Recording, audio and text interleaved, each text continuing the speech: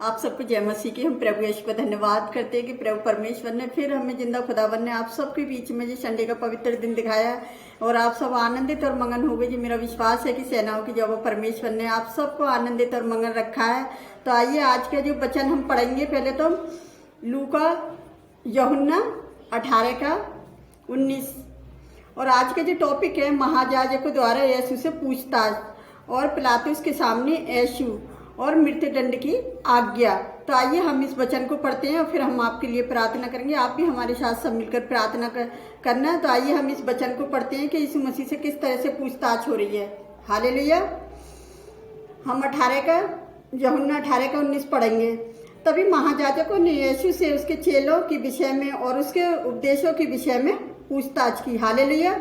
यह देख रहे हो कि एक परमेश्वर का पवित्र जन है और देख रहे हो किस तरह से यहूदी जो महायाजक लोग हैं किस तरह से यीशु मसीह से पूछ रहे हैं। और यीशु मसीह ने 20 में उत्तर दिया है। यीशु ने उनको उत्तर दिया, मैंने संसार से खुलकर बात की। मैंने आराधनालय में और मंदिरों में जहाँ सभी यहूदी इकट्ठा हुआ करते थे सदा उपदेश किया और गुप्त में कुछ भी नहीं कहा। और मैं तुम मुझे से क्या पूछते हो? क्योंकि वो तो खुद एक परमेश्वर का पुत्र है, तो तुम मुझसे क्या पूछ रहे हो? कि मतलब लोगों को पहले पता थी कि मतलब पिलातुस को तो पता थी कि उन्होंने क्या करा, यीशु मसीह को धोखे से पकड़वाया है। तो हम पिलातुस के सामने यीशु को देखेंगे 28 में। तभी वे यीशु को काफिया के पास से किले में ले गए और भोर का समय था, परंतु आप किले के भीतर नहीं गए ताकि अशुद्ध ना हो परंतु फंसे खा सके। हालेलुया। यहाँ देख रहे हो कि पिलातुस ने क्या करा, यीशु मसीह को बाहर निकाल कर लेकर आया और मनुष्यों पर किसी बात का आरोप लगाते हो। उसे कह रहा है कि तुम इस मनुष्यों पर किस बात का आरोप लगाते हो, इसमें तो कोई दोष नहीं है। और तुमने क्या करा, निर्दोष को, पापियों ने क्या करा, यीशु मसीह को पकड़वा दिया। और जब देख रहे हो कि उन्होंने क्या करा, जब पिलातुस ने उनसे कहा तुमने इसे ले जाकर अपनी व्यवस्था के अनुसार उसका न्याय करो। यहूदियों ने उससे कहा हमें अधिकार नहीं कि हम किसी का प्राण ले। और जहाँ देख रहे हो कह रहे हैं कि हमें तो किसी को अधिकार ही नहीं है कि हम किसी का प्राण लें। यह यीशु मसीह का वचन बता रही है 32 में कि ये इसलिए हुआ कि यीशु की बातें पूरी हो जो उसने संकेत देते हुए कही थी कि उसकी मृत्यु किस दिशा में होगी। यीशु मसीह ने अपने बारे में ही कई भविष्यवाणियां ऐसी की थी कि तीसरे दिन मुर्दों में से जी उठेगा हैं और 3 दिन में क्या करेगा, उस मंदिर को बना देगा। तब देख रहे 37 में देखेंगे, पिलातुस ने उससे कहा तो क्या तू राजा है? यीशु ने उत्तर दिया, तू कहता है कि मैं राजा हूँ। मैंने इसलिए जन्म लिया है, मैं इसलिए संसार में आया हूँ कि सत्य की गवाही दूँ। जो कोई सत्य का है वह मेरा शब्द सुनता है। Hallelujah, hallelujah. और यहाँ देख रहे 38 में देखेंगे, पिलातुस ने उससे कहा कि उसमें तो कोई मृत्युदंड देने वाली बात ही नहीं है, कोई ऐसा दोष नहीं है उसके अंदर जो उसे मैं सूली की मौत दूं या उसे मौत की सजा दूं। लेकिन पिलातुस ने यहाँ देख रहे यीशु को मृत्युदंड। और ये कहकर वे फिर यहूदियों के पास निकल आया और उनसे कहा मैं तो उसमें कुछ दोष नहीं पाता। अब क्या कह रहे हैं कि तुम ही अपनी रीति के में से फंसे में 39 में तुम्हारी ये रीति है कि मैं फंसे में तुम्हारे लिए एक व्यक्ति को छोड़ दूं। अति क्या तुम चाहते हो कि मैं तुम्हारे लिए यहूदियों के राजा को छोड़ दूं? तभी वो क्या कर रहे हैं 40 में इसी आयत में, तब उन्होंने फिर चिल्ला कर कहा इसे नहीं परंतु हमारे लिए बरब्बा को छोड़ दे। बरब्बा एक डाकू था, जो कि डाकुओं से इंसान को डर लगता है, परमेश्वर से नहीं डरते, और वो उससे डर रहे हैं और उसको कह रहे हैं कि उसको छोड़ दे। हालेलुया। तो हम यहाँ पे देखेंगे 19 के 4 में, तब पिलातुस ने बाहर निकल कर लोगों से कहा देखो मैं उसे तुम्हारे पास फिर लाता हूँ ताकि तुम जानो कि उसमें कुछ भी दोष नहीं पाता। यह देख रहे हो कि वो उसमें कुछ भी दोष नहीं पा रही है। और वो जहाँ देखेंगे मत्ती में देखेंगे हम 26 के 57 में, तभी यीशु को पकड़वाने वाला उसका काफिया नामक महायाजक के पास लाए जहाँ शास्त्री और पुरोनियों इकट्ठे हुए थे। हालेलुया। यहाँ देख रहे हो कि कितने लोग इकट्ठे हो रहे हैं कि मतलब यीशु मसीह को किस तरह से पकड़वाया जाए और किस तरह से उस पर दोष लगाया जाए। तो 61 में देखेंगे मत्ती 26 के में, और इसने कहा कि मैं परमेश्वर के मंदिर को ढा सकता हूँ और उसे 3 दिन में बना सकता हूँ। यहाँ देख रही हो कि लोगों से कह रहा है कि मैं जो मंदिर को 3 दिन में ढा सकता हूँ और फिर उसको बना सकता हूँ। लेकिन वो कह रही है कि मतलब वो अपनी शारीरिक बाकी कह रहा है, वो अपने बारे में बोल लिया, वो अपने बारे में भविष्यवाणी कर रहा है, तो हम 63 में देखेंगे। परंतु यीशु चुप रहा। तभी महायाजक ने उससे कहा, मैं तुझे जीवित परमेश्वर की शपथ देता हूँ कि यदि तू परमेश्वर का पुत्र मसीह है तो हमसे कह दे। हालेलुया।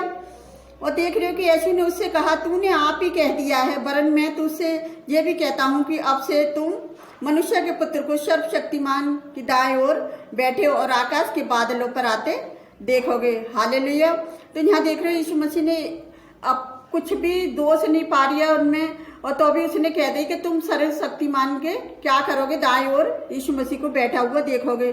65 में देखेंगे, इस पर महायाजक ने अपने वस्त्र फाड़े और कहा, इसने परमेश्वर की निंदा की है, अब हमें गवाहों का क्या कोई प्रयोजन नहीं है। देखो तुमने अभी ये निंदा सुनी है, लोगों से कह रहा अभी तुमने ये निंदा सुनी है, देख लो ये तो परमेश्वर की निंदा कर रही है, और वो परमेश्वर की बड़ाई कर रही है कि मैं परमेश्वर का पुत्र हूँ, मैं परमेश्वर का बेटा हूँ, तो मैं क्या करूँगा, परमेश्वर की दाएं ओर तुम मुझे बैठा देखोगे और बादलों पर फिर आते हुए मुझे देखोगे। 66 में देखेंगे, तुम क्या सोचते हो? उन्होंने उत्तर दिया, ये वध होने के योग है। हालेलुया।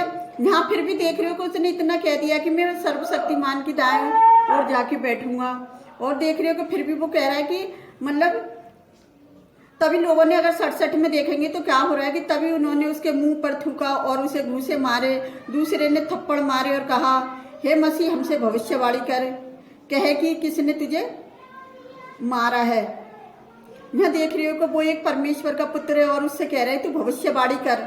वो क्या भविष्यवाणी करे? उसने तो अपने पकड़वाए जाने से पहले ही सारी भविष्यवाणियां कर चुका था कि मैं कैसी मृत्यु से मरूंगा, मुझे किस तरह से लोगों के द्वारा सौंपा जाएगा, मुझसे किस तरह से कोड़े लगेंगे। तो अगर हम यहाँ देखेंगे मृत्यु दंड की आज्ञा, मत्ती 26 के 27 में 15 में देखेंगे, हकीमों की रीति थी कि उसे पार में लोगों के लिए किसी एक बंदी को जिससे वे चाहते थे छोड़ा देता था। उसे समय अगर हम 17 में देखेंगे, तभी जब वे इकट्ठे हुए तो पिलातुस ने उससे कहा, तुम किसको चाहते हो कि मैं तुम्हारे लिए छोड़ दूं?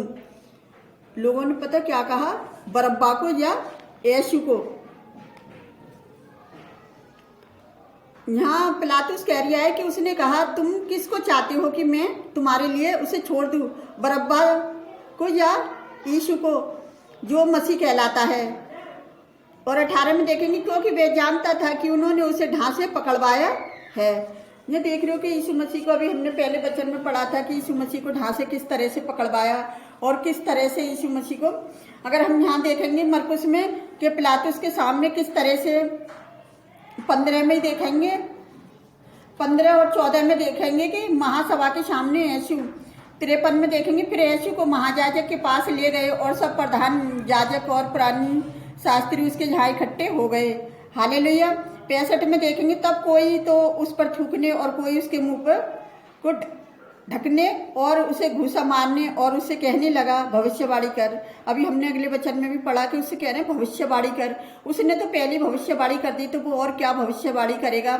अगर हम इसके मरकुस 15 के 14 में देखेंगे, पिलातुस ने उससे कहा, क्या इसने क्या बुराई की है? परंतु वे और भी चिल्ला कर उस पर दोष लगाने लगे और कहने लगे, इसे क्रूस पर चढ़ाओ, इसे क्रूस पर चढ़ाओ। तो वो प्रभु, वो जो पापियों के हाथ जो पकड़वाया गया यीशु मसीह के, किस तरह से कि मतलब उसमें कोई दोष नहीं पाया। और जहाँ देखा कि जितनी बार उसकी क्या हुई, वो यीशु मसीह क्या था, परमेश्वर की निंदा करने के लिए मृत्यु दंड का दोषी ठहराने के बाद भी उसे क्या कर रहे हैं लोग, महल में ले गए, किले में ले गए कि कोई दोष पाए उसमें, लेकिन उसमें कोई दोष नहीं निकला। तो हम अपने प्रभु परमेश्वर का धन्यवाद करते हैं कि प्रभु ने ये सुंदर वचन देकर हमें आशीषित किया है। तो आप आइए, हम आप सबके लिए प्रार्थना करते हैं। Hallelujah, hallelujah, hallelujah. धन्यवाद, धन्यवाद, धन्यवाद, धन्यवाद। Thank you Jesus, thank you Jesus, thank you Jesus. मेरे महान और अनुग्रहकारी पिता, आपका धन्यवाद करते हैं मेरे जो परमेश्वर, किस तरह से पापियों के हाथ यीशु मसीह को धोखे से पकड़वाया गया और फिर भी पिता वो निर्दोष निकला मेरे जो परमेश्वर। कितनी गवाह के द्वारा भी प्यारे जो परमेश्वर, झूठे दोष लगाने पर भी वो निर्दोष ठहरा प्यारे जो परमेश्वर, वो निष्पाप ये हमारे लिए पकड़ा गया, हमारे लिए उसने कोड़े खाए कि उसके कोड़े खाने से हम चंगे हो जाएं। उसकी सूली की मौत से हमें जीवन मिले, उसके लहू बहाने से हमारे पाप धुल जाएं। तो मेरे जो परमेश्वर अपने बेटे को हम पापियों को बचाने के लिए भेजा कि हम पापी पाप से बच जाएं प्यारे जो परमेश्वर। तो आपके बेटे की सूली की मौत व्यर्थ न जाए, एक आशीष बन जाए पिताजी। जितने लोग हमारे साथ मिलकर प्रार्थना कर रहे हैं प्यारे जो परमेश्वर, आप उन सबकी प्रार्थनाओं को सुने पिताजी। यदि कोई अपनी बीमारी के लिए प्रार्थना कर रहा है तो पिता आप उसे आज बीमारी से छुटकारा दे पिता। यदि वो अपनी बेरोजगारी के लिए प्रार्थना कर रहा है तो आज उसे रोजगार देकर आप आशीषित करें मेरे जो परमेश्वर।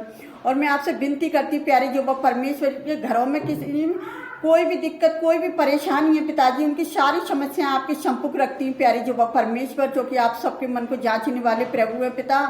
लोगों की प्रार्थना तेरे आगे व्यर्थ नहीं है प्यारे जो परमेश्वर। हमारा विश्वास है पिताजी कि आपने सबकी प्रार्थनाओं को सुना है पिताजी, आपने सबकी प्रार्थनाओं का हमें जवाब दिया है प्यारे जो परमेश्वर।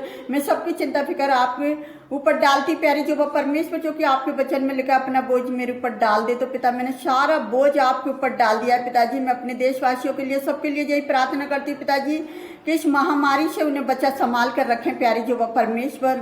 जितने लोग मेडिकल अस्पतालों में बीमार हैं आप उन्हें छुएं और चंगाई दें प्यारे जो परमेश्वर। अपने देशवासियों को पिता अपनी सरकार को आपके हाथ में देते हैं प्यारे जो परमेश्वर, कि देश को चलाने वाले वो नहीं पिता, आपका पवित्र आत्मा उन्हें संभाले पिताजी।